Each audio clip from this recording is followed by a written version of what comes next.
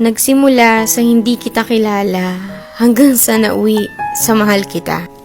Parang kailan lang pa-scroll-scroll ka pa sa social media, lalo na pag boring ka.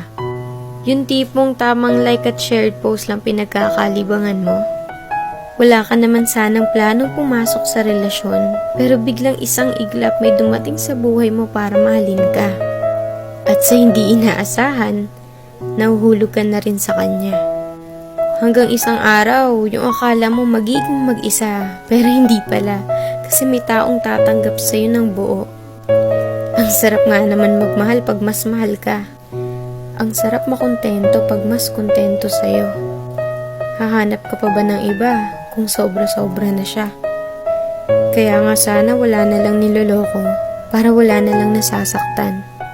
Sana mapadpad kayo sa taong kayang pakalmahin puso nyo at hindi kayo bitawan sa mga panahong magulo na. Kasi sa totoo lang, iba yung saya pag nasa tamang tao ka na. Yung tipong kahit hindi mo siya palaging kasama o nakikita, alam mo hindi niya magagawang ipagpalit ka sa iba. Kasi una pa lang, ikaw lang talaga nag-iisa sa buhay niya.